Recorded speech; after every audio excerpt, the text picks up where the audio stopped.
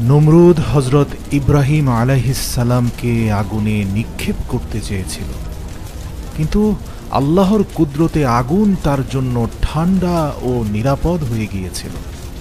তিনি জীবিত অবস্থায় আগুন থেকে বেরিয়ে আসেন। ঘরে ফিরে আসার পর তার বাবা বললেন, হে ইব্রাহিম, যদি তুমি তোমার আল্লাহকে ছেড়ে না দাও তবে আমার ঘর ছেড়ে চলে যাও। তিনি ঘর বাড়ি ছেড়ে বেরিয়ে পড়লেন, চলে গেলেন মিশরের দিকে। মিশরের রাজা যখন জানলেন ইব্রাহিম আলাইহিসসালাম আল্লাহরই একজন নবী, তখন তিনি নিজের কন্যা হযরত হাজরাকে হযরত ইব্রাহিম আলাইহিসসালামের সঙ্গে বিবাহ দেন। এরপর হযরত ইব্রাহিম আলাইহিসসালাম স্ত্রী হাজরাকে নিয়ে ফিলিস্তিনে চলে গেলেন। সেখানেই তারা স্থায়ীভাবে বসবাস শুরু করেন। ইব্রাহিম আলাইহিসসালামের কোনো সন্তান ছিল না। তিনি দিনরাত দোয়া করতেন, হে আল্লাহ, আমাকে একটি ভালো পুত্র সন্তান দান করুন। অনেক বছর পার হয়ে গেলেও সন্তান আসেনি। সময় কেটে যাচ্ছিল, ইব্রাহিম আলাইহিসসালাম বৃদ্ধ হচ্ছিলেন, তবু তার অন্তরে ছিল আশার প্রদীপ। 84 বছর বয়সেও তিনি দোয়াই করে যাচ্ছিলেন, বারবার বলছিলেন, হে আমার রব, আমি এখনো তোমার করুণা থেকে নিরাশ হইনি। তুমি আমাকে বার্ধক্যে একটি সম্ভ্রান্ত সন্তান দান করো। অবশেষে আল্লাহ তার দোয়া কবুল করলেন। 84 বছর পর হযরত ইব্রাহিম আলাইহিসসালামকে একটি পুত্র সন্তান দান করলেন মহান আল্লাহ। তিনি অত্যন্ত আনন্দিত হলেন এবং ছেলের নাম রাখলেন ইসমাঈল। সে সন্তানকে তিনি বুকের কাছে জড়িয়ে রাখতেন, চুমু খেতেন, কাঁধে তুলে নিয়ে বাজারে ঘুরে বেড়াতেন, তার সঙ্গে খেলতেন, আড্ডা দিতেন, আরও কত কি। কিন্তু সেই আনন্দ দীর্ঘস্থায়ী হয়নি। সন্তানের জন্মের 1 সপ্তাহ পার হয়নি, তখনই হযরত জিবরাঈল আলাইহিসসালাম আসমান থেকে এসে বললেন, হে আল্লাহর নবী, আল্লাহর নির্দেশ, আপনি আপনার স্ত্রী ও সন্তানকে নিজের থেকে আলাদা করুন। ইব্রাহিম আলাইহিসসালাম আতঙ্কিত হয়ে জিজ্ঞেস করলেন, হে জিবরাইল, আমি কোথায় নিয়ে যাব আমার স্ত্রী ও শিশুকে? তিনি বললেন, আল্লাহ যেদিকে নির্দেশ দেবেন সেদিকেই তাদের নিয়ে যাবেন। পরদিন সকালে জিবরাইল আলাইহিসসালাম উট নিয়ে মানুষের রূপে হাজির হন। ইব্রাহিম আলাইহিসসালাম, স্ত্রী হাজরা ও শিশুপুত্র ইসমাঈল আলাইহিসসালামকে উটে বসিয়ে নেন আর নিজে উটের পেছনে পেছনে হাঁটতে থাকেন। তাদের এই চলার পথে প্যালেস্তাইনের পুরো শহর পেরোয়, দিন পেরোয়, সপ্তাহ পেরোয়, মাস পেরিয়ে যায়। জিবরাইল আলাইহিসসালাম ঠিক সেই জায়গায় পৌঁছান বর্তমানে যেখানে কাবা শরীফ অবস্থিত। তখন সেখানে কেউ বাস করত না, চারপাশে পাহাড় আর নীরবতা। জিবরাইল আলাইহিসসালাম বলেন, ইব্রাহিম, তোমার স্ত্রী ও সন্তানকে এই নির্জন স্থানে রেখে দাও, এরপর নিজে ফিরে যাও ফিলিস্তিনে। ইব্রাহিম আলাইহিসসালাম স্তব্ধ হয়ে গেলেন। এ কি, সেই সন্তান যার জন্য আমি পুরো জীবন দোয়া করেছি, তাকে এখন ফেলে যেতে হবে? কিন্তু এটাই আল্লাহর হুকুম, আর ইব্রাহিম আলাইহিসসালাম আল্লাহর হুকুম মান্য করার ক্ষেত্রে পৃথিবীতে অতুলনীয় একজন মানুষ। স্ত্রী হাজরা দৌড়ে আসেন, তুমি কি আমাদের এখানেই ফেলে চলে যাচ্ছ? কোনো উত্তর নেই, তার চোখে শুধু অশ্রু। হাজরা আলাইহিসসালাম জিজ্ঞেস করেন, আল্লাহ কি আপনাকে এভাবে আমাদের রেখে যেতে বলেছেন? ইব্রাহিম আলাইহিসসালাম মাথা নাড়েন, হ্যাঁ। হাজরা আলাইহিসসালাম চোখ মুছে নেন, দৃঢ় কণ্ঠে বলেন, তাহলে তুমি যাও, আমার আল্লাহ কখনো আমাদের কষ্ট দেবেন না, আমি তার জন্য ত্যাগ করতে প্রস্তুত। ইব্রাহিম আলাইহিসসালাম চলে গেলেন। চারপাশে শুনশান নির্জনতা, না পাখির ডাক, না মানুষের শব্দ, শুধু পাথুরে পাহাড় আর রৌদ্রোজ্জ্বল মরুভূমি। সেই নির্জন উপত্যকাই আজকের মক্কা, যেখানে আমরা উমরা এবং হজ করতে যাই। কয়েকদিন কাটল। একটি মাত্র পানির পাত্র ছিল হাজরার কাছে, তাতে নিজের জন্য ও ছেলের জন্য পানি দিতেন, কিন্তু 3 দিন পর সেই পানিও শেষ। শিশু ইসমাঈল আলাইহিসসালাম কাঁদতে লাগলেন, তৃষ্ণায় কাতর হয়ে গেলেন। হাজরা আলাইহিসসালাম তাকে মাটিতে শুইয়ে দিলেন, নিজে ছুটে গেলেন পাশে থাকা একটি পাহাড়ে, যে পাহাড়ের নাম আমরা সাফা পাহাড় বলে জানি। সেই পাহাড়ের উপরে উঠে তিনি চারপাশে পানির খোঁজ করলেন, কিছুই দেখা গেল না। তখন দৌড়ে গেলেন অন্য পাহাড়ে, যার নাম মারওয়াহ। যেখানে আমরা আজ ছুটে যাই হজের জন্য, এভাবে 7 বার সাফা এবং মারওয়া পাহাড়ের মাঝে পানির আশায় দৌড়তে লাগলেন। কোনো ছায়া নেই, কোনো আশ্রয় নেই, শুধু একজন মায়ের কান্না আর দোয়া। অবশেষে তিনি ক্লান্ত হয়ে পড়লেন। চোখে জল, পায়ে ব্যথা, হৃদয়ে বোঝা। তিনি পাহাড়ের পাশে বসে পড়লেন, চোখ বন্ধ করলেন, হৃদয় থেকে বললেন, হে আল্লাহ, আমি আমার চোখের সামনে আমার প্রাণপ্রিয় সন্তানকে মরতে দেখতে পারি না। ঠিক তখনই কুড়িঘরের পাশে এক অলৌকিক ঘটনা ঘটে। একটি আওয়াজ শোনা যায়, মাটি ফুঁড়ে কলকল ধারায় পানি বের হচ্ছে। সুবহানাল্লাহ! হাজরা আলাইহিসসালাম দৌড়ে যান সেখানে। দেখেন শিশু ইসমাইল আলাইহিসসালামের পায়ের গোড়ালির আঘাতে মরুভূমি ফেটে নিচ থেকে বিশুদ্ধ ঠান্ডা পানি বের হচ্ছে। আল্লাহু আকবার! মাটি ও পাথর দিয়ে সেটার চারপাশে বাঁধ দেন, পানির বাঁধ কোনোভাবেই থামছে না। এর জন্য তিনি আরবিতে বলেন জাম জাম, মানে হচ্ছে থামো থামো। আর আজ আমরা সেই কূপটিকে জমজম কূপ বলে জানি। সেই কূপের পানি খেয়েই সকল হাজিরা তৃষ্ণা মেটায়। এই সেই কূপ। সুবহানাল্লাহ! হাজরা আলাইহিসসালাম পানি পান করলেন, সন্তানের মুখে পানি দিলেন।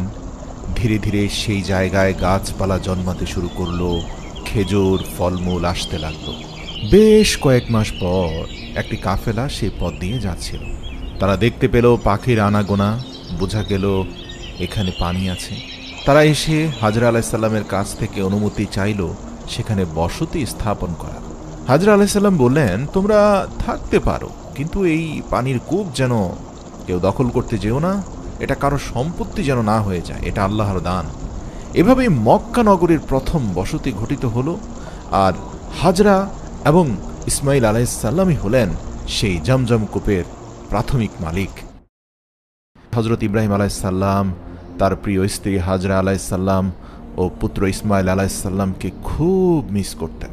দিনরাত আল্লাহর কাছে প্রার্থনা করতেন, হে আল্লাহ, আমাকে তাদের সঙ্গে আরেকটি বার দেখা করার অনুমতি দাও। অবশেষে 1 বছর পর আল্লাহ তাকে মক্কা যাওয়ার অনুমতি দিলেন। কিন্তু শর্ত ছিল শুধু দেখে আসবেন, কথা হবে অল্প, এবং থাকার অনুমতি নেই। 1 মাস সফরের পর ইব্রাহিম আলাইহিসসালাম পৌঁছে যান সেই পুরনো নির্জন স্থানে, যেখানে তিনি তার স্ত্রী ও সন্তানকে রেখে গিয়েছিলেন। উটের পিঠে বসা স্বামীকে দেখে হাজরা আলাইহিসসালাম আবেগ আপ্লুত হয়ে কাঁদতে লাগলেন। 2টি চোখ অশ্রুতে ভরে যায়। তিনি বললেন, তুমি এসেছো, এসো, ঘরে এসো। কিন্তু ইব্রাহিম আলাইহিসসালাম বললেন, না, আমাকে কেবল দাঁড়িয়ে দেখা করার অনুমতি দেওয়া হয়েছে। হাজরা আলাইহিসসালামের হৃদয় আবার ভেঙে যায়, চুপ করে যান।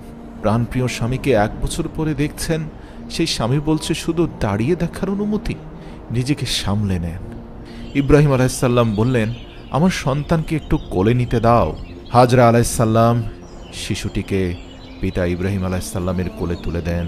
ইব্রাহিম আলাইহিসসালাম তাকে বুকের সঙ্গে জড়িয়ে ধরেন। চোখ ভরে অশ্রুধারা বইতে থাকে। 87 বছর বয়সের একজন পিতার সবচেয়ে প্রাণ ভমরা একমাত্র পুত্র ইসমাইল আজ তার কোলে। তার সন্তানের মুখ দেখছেন। মাত্র মিনিট কয়েকের জন্য অনুমতি আছে। আল্লাহু আকবার! তারপর তিনি আবার ফিরে গেলেন ফিলিস্তিনে। আবারও 7 বছর পার হয়ে গেল। ইসমাইল আলাইহিসসালামের বয়স হলো 7 কিংবা 8। এক রাত ইব্রাহিম আলাইহিসসালাম একটি স্বপ্ন দেখেন। স্বপ্নে একজন বলছে, ইব্রাহিম, তোমার সবচেয়ে প্রিয় জিনিসটি কোরবানি করো আল্লাহর জন্য। তিনি জেগে উঠলেন, চিন্তিত হয়ে পড়লেন। পরদিন তিনি 100টি ছাগল কোরবানি করলেন। জানি রাখি, ইব্রাহিম আলাইহিসসালাম অত্যন্ত সম্পদশালী ব্যক্তি ছিলেন। দ্বিতীয় রাত আবারও স্বপ্ন দেখেন, ইব্রাহিম, তোমার সবচেয়ে প্রিয় জিনিস তুমি কোরবানি করো। তিনি এবার 100টি ওট কোরবানি করলেন, কিন্তু সেই স্বপ্ন দেখা বন্ধ হলো না। তৃতীয় রাতে একই স্বপ্ন, ইব্রাহিম, তোমার সবচেয়ে প্রিয় জিনিস কোরবানি করো। এবার ইব্রাহিম আলাইহিসসালাম বুঝলেন, নবীদের স্বপ্ন কোনো তুচ্ছ তাচ্ছিল্য করার জিনিস নয়। নবীদের স্বপ্ন আল্লাহর তরফ থেকে আসা ওহী। নিঃসন্দেহে এর মাধ্যমে এই পৃথিবীর বুকে আমার নয়নের মণি সেই ইসমাইলকেই কোরবানি করার কথা বলা হচ্ছে, কারণ ইসমাইল আমার জীবনের চেয়েও বেশি প্রিয়। আল্লাহর নির্দেশ অমান্য করার সুযোগ নেই। ইব্রাহিম আলাইসাল্লাম সাথে সাথে ছুরি হাতে নিলেন, একটি উটে চড়ে রওনা হলেন মক্কার পথে। বয়স তখন তার 92 বছর। মাসখানেক পর তিনি পৌঁছান মক্কা। হাজরা আলাইসাল্লাম আনন্দে উদ্বেলিত হয়ে দৌড়ে এসে বলেন, তুমি এসেছ, এবার থাকো না হয়। ইব্রাহিম আলাইসাল্লাম বললেন, না, আমাকে আবার ফিরে যেতে হবে, তবে আমার সন্তানকে একটু বেড়াতে নিয়ে যেতে চাই। হাজরা আলাইসাল্লাম আনন্দে রাজি হয়ে যান, ইসমাইল আলাইসাল্লামকে প্রস্তুত করে দেন। ইব্রাহিম আলাইসাল্লাম ছেলেকে নিয়ে হাঁটতে শুরু করলেন। গন্তব্য মক্কার পাশের মিনা উপত্যকা। সন্তান খেলছে, হাঁটছে বাবার পাশে। ইব্রাহিম আলাইসাল্লাম একদিকে হাসছেন, আরেকদিকে কাঁদছেন। হাসছেন যখনই দেখেন শিশু ইসমাইল খেলাধুলা করছে আনন্দে আত্মহারা বাবাকে পেয়ে, আর কাঁদছেন তার উদ্দেশ্যের কথা ভেবে। এভাবে হাঁটতে হাঁটতে মিনার এক নির্জন স্থানে পৌঁছে হজরত ইব্রাহিম আলাইসাল্লাম বললেন, হে আমার পুত্র, আমি স্বপ্নে দেখেছি আমি তোমাকে কোরবানি করছি, তুমি কি বলো, কি করা উচিত? ইসমাইল আলাইসাল্লাম বললেন, আব্বাজান, আপনি যা আদেশ পেয়েছেন তাই করুন। ইনশাআল্লাহ আপনি আমাকে ধৈর্যশীলদের একজন হিসাবে পাবেন। আল কোরআন। ইসমাইল আলাইসাল্লাম আরও বলেন, আমাকে শক্ত করে বেঁধে দিন, যাতে কোরবানির সময় আমি নড়ে না যাই। আপনার জামাতে যেন আমার রক্ত না লাগে, যাতে আপনি দেখে দুঃখ না পান। আমাকে মাটির দিকে মুখ করে শুইয়ে দিন, যাতে আমার মুখ না দেখেন। আর আমার মাকে আমার সালাম পৌঁছে দিবেন, এবং যদি চান আমার জামাটা দিয়ে দেবেন, যাতে তিনি সান্ত্বনা পান। এই আবেগময় পরিস্থিতির সুযোগে শয়তান এসে এক পরিচিত মানুষের রূপে প্রথমে ইব্রাহিম আলাইসাল্লামের কাছে এসে বলে, ইব্রাহিম, পাগল হয়েছ? তুমি কি সত্যি তোমার ছেলেকে কোরবানি করবে? এ কেমন পিতা তুমি? ইব্রাহিম আলাইসাল্লাম শয়তানকে 7টি কঙ্কর ছুঁড়ে মারেন। শয়তান চলে যায়। এবার শয়তান হাজির হয় হাজরা আলাইসাল্লামের কাছে। তারপর বলে, তোমার স্বামী ইব্রাহিম তোমার ছেলেকে হত্যা করতে নিয়ে গেছে। হাজরা আলাইসাল্লাম বলেন, ইব্রাহিম আল্লাহর নির্দেশ ছাড়া কিছুই করে না। যদি এটা আল্লাহর আদেশ হয়, তাহলে তিনি যা করছেন তাতেই কল্যাণ আছে। তৃতীয়বার শয়তান ব্যর্থ হয়ে শেষ সুযোগ হিসাবে ইসমাইল আলাইসাল্লামের কাছে আসে এবং বলে, তুমি কি তোমার বাবার হাতে মরতে যাচ্ছ? ইসমাইল আলাইসাল্লাম বলেন, আমার বাবা যদি আল্লাহর হুকুমে আমাকে কোরবানি করেন, তবে এটা আমার সৌভাগ্য। শয়তান ব্যর্থ হয়ে ফিরে যায়। এই 3টি স্থানে আজও পৃথিবীর সকল হাজিরা কঙ্কর নিক্ষেপ করেন। অবশেষে ইব্রাহিম আলাইসাল্লাম তার প্রিয় পুত্র ইসমাইলকে মাটিতে শুইয়ে দিলেন, মুখ ঘুরিয়ে নিলেন, যেন সন্তানের মায়াবী মুখটা তাকে দেখতে না হয়। অর্থাৎ ছুরিটা তিনি গলার দিকে চালাবেন পেছনের দিক দিয়ে, কিন্তু ছুরি চালাচ্ছেন, সন্তানের গলা কাটছে না। ইব্রাহিম আলাইসাল্লাম চেষ্টা করছেন, তবুও ছুরি কাজ করছে না। ঠিক তখনই আল্লাহর পক্ষ থেকে আওয়াজ আসে, ইব্রাহিম, তুমি তোমার স্বপ্নকে সত্য পরিণত করেছ, তুমি পরীক্ষায় উত্তীর্ণ হয়েছ। আল্লাহর হুকুমে জিবরাইল আলাইসাল্লাম জান্নাত থেকে একটি মোটা সাদা রঙের দুম্বা নিয়ে আসেন। তিনি বলেন, এই দুম্বাটিকে ইসমাইল আলাইসাল্লামের পরিবর্তে কোরবানি করো। ইব্রাহিম আলাইসাল্লাম দুম্বাকে কোরবানি করলেন। ইসমাইল আলাইসাল্লাম আল্লাহু আকবার বলে সেজদায় লুটিয়ে পড়লেন। এই ঘটনার স্মৃতিতে আজও সারা দুনিয়ার মুসলমানেরা কোরবানি করে। হজরত ইব্রাহিম আলাইসাল্লাম ও ইসমাইল আলাইসাল্লাম দুজনেই ফিরে এসেছেন সেই মহা পরীক্ষার পর, যেখানে পিতা নিজের সন্তানকে আল্লাহর জন্য কোরবানি করতে চেয়েছিলেন, আর সন্তানও আল্লাহর সন্তুষ্টির জন্য নিজে কোরবানি হতে প্রস্তুত ছিলেন। এই ঘটনার মাধ্যমে আল্লাহ একটি মহান বংশধারার ভিত্তি স্থাপন করলেন।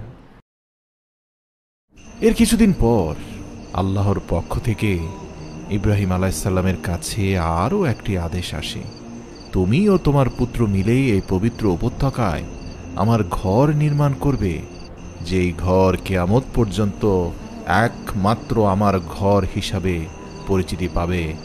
যা বর্তমানে আমরা খানায়ে কাবা বলে চিনি। সুবহানাল্লাহ। ইব্রাহিম আলাইসাল্লাম এবং ইসমাইল আলাইসাল্লাম দুজন মিলে কাজ শুরু করলেন। ইসমাইল আলাইসাল্লাম পাথর এনে দিচ্ছেন, ইব্রাহিম আলাইসাল্লাম স্থাপন করছেন। যখন কাবার দেয়াল উঁচু হয়ে যায় তখন ইব্রাহিম আলাইসাল্লাম একটি পাথরের উপরে দাঁড়ান। সেই পাথরের নাম আজও স্মরণীয়, যাকে আমরা মাকামে ইব্রাহিম বলে চিনি। কাবা নির্মাণ শেষ হলে দুজন পিতা পুত্র আল্লাহর দরবারে হাত তুলে দোয়া করলেন, হে আমাদের রব, আমাদের কাছ থেকে এটা কবুল করে নাও এবং আমাদের থেকে এমন একটি জাতি বানাও যারা তোমার ইবাদত করবে, তোমার পথে চলবে। ইব্রাহিম আলাইহিসসালামের সেই দোয়া আল্লাহ কবুল করেছিলেন। আর বহু শতাব্দী পর হযরত মুহাম্মদ সাল্লাল্লাহু আলাইহি ওয়াসাল্লাম জন্মগ্রহণ করেন এই ইসমাইল আলাইহিসসালামের বংশধারাতেই এবং এই পবিত্র কাবার পাশেই। বন্ধুরা, এই ঘটনা শুধু একটি গল্প নয়, এটা হচ্ছে পৃথিবীর বুকে থাকা মহান রবের তরফ থেকে দেখানো পৃথিবীর শ্রেষ্ঠ বিস্ময়কর সত্য ঘটনা। এটা ত্যাগের ঘটনা, বিশ্বাসের প্রমাণ আর আল্লাহর প্রতি সম্পূর্ণ আত্মসমর্পণের শিক্ষা। আজও আমরা কোরবানি করি, কিন্তু আমরা শুধু পশু জবাই করি না, আমরা কোরবানি করি আমাদের আত্মমর্যাদা, খারাপ ইচ্ছা, গর্ব, অহংকার সব কিছু শুধু আল্লাহর জন্য। বন্ধুরা, ইব্রাহিম আলাইসাল্লাম, হাজরা আলাইসাল্লাম, ইসমাইল আলাইসাল্লাম তারা আমাদের জন্য রেখে গেছেন আখেরি যুগেও আলো জ্বালানোর জন্য এক অনন্য দৃষ্টান্ত। আসুন আমরাও তার মতো হতে না পারি, তার পথে চলার অন্তত চেষ্টা করি। ভিডিওটি ভালো লাগলে শেয়ার করুন, তাতে আপনার একটি ক্লিকেই কারোর হৃদয় পৌঁছে যাবে এই পবিত্র বার্তা। পরবর্তী গল্পে আবারও দেখা হবে ইনশাআল্লাহ। আসসালামু আলাইকুম ওয়া রাহমাতুল্লাহ।